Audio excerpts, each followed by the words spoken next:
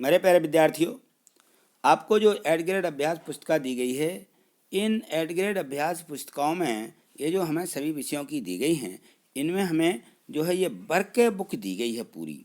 जो add grade अभ्यास पुस्तिका है क्या है, एक वर्क बुक है। हमें इसमें प्रश्न दिए गए हैं, इन प्रश्नों के उत्तर हमें इसी में ही भरना है, इसी में हमें लिखना है, हमें अलग से कॉपी में नहीं लिखना है। तो आज हम देखते हैं जो कक्षा 6वीं की हिंदी दी गई है, हिंदी के जो प्रश्न दिए गए हैं, इन प्रश्नों को देखते हैं, इनके हम पढ़ेंगे और इनके उत्तरों को हम यहाँ लिखेंगे। तो यहाँ देखिए जो पाठ 18 दिया गया है, परमानंद माधवम, ये जो पाठ दिया है, इसके पहले वाले जो पार्ट हैं वो मैंने इसी चैनल पर अपलोड कर दिए हैं। देखिए यहाँ लिखा रहता है गणित वाले सर, यहाँ देखिए बाएं साइड में ये मेरी फ़ोटो भी लगी हुई है। आप उसको क्लिक करके प्लेलिस्ट पर जा करके अलग अलग विषय जो हैं कक्षा 6वीं के इसी चैनल पर अपलोड हैं, तो आप उनकी वीडियो देख सकते हैं, या गणित वाले सर के नाम से यूट्यूब पर सर्च करके भी आप इसको निकाल करके देख सकते हैं।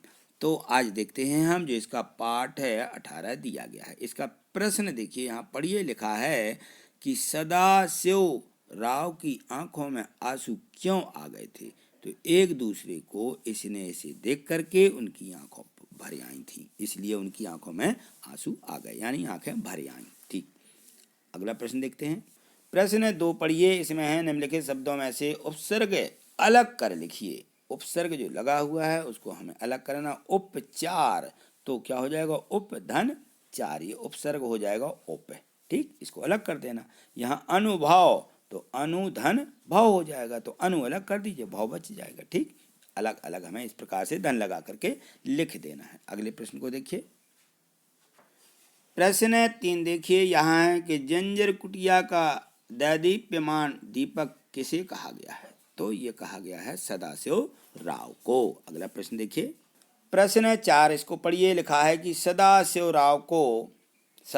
राव ने अपने पुत्र को योग्य बनाने की क्यों ठानी।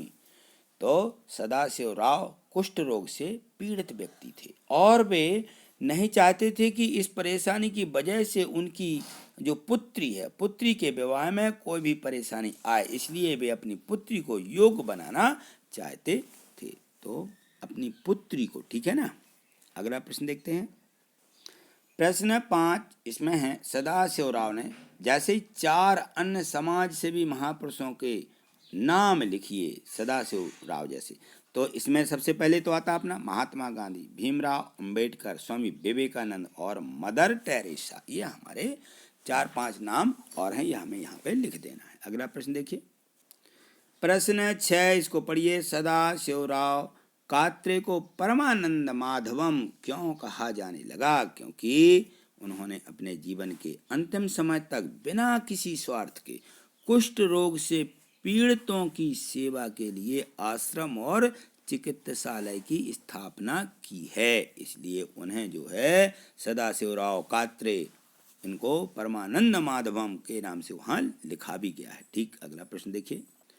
प्रश्न 7 पढ़िए, देखिए, कुष्ठ रोगियों को किन किन परेशानियों का सामना करना पड़ता है, अपने शब्दों में लिखिए। तो यहाँ पे देखिए, कुष्ठ रोगियों की दशा अछूत जैसी होना, घर परिवार से अलग कर देना, उन रोगियों के प्रति घृणा एवं अपनापन से रहित मानकर उपेक्षा भरा जीवन, सामाजिक असम्मान और घृणास्पद व्यवहार होता है। यह सभी परेशानियां कुष्ठ रोगियों को सहनी पड़ती हैं। तो ये पूरा हमें लिखना है। ठीक, अगला प्रश्न देखते हैं।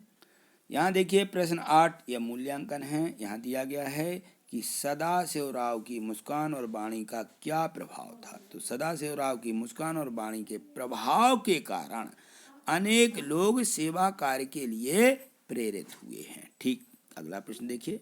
प्रश्न 9 पढ़िए, इसको लिखा है निम्नलिखित शब्दों को जोड़ करके नवीन शब्द बनाइए। तो यहाँ देखिए, देह धन अवसान क्या हो जाएगा, देहावसान। विवाह धन उपरांत तो हो जाएगा विवाहोपरांत। अल्प धन आयु अल्पायु। मत धन अवलंबी तो इसका हो जाएगा मतावलंबी। तो ये हमें इनके जोड़ करके शब्द बनाना है। ठीक, अगला प्रश्न देखिए।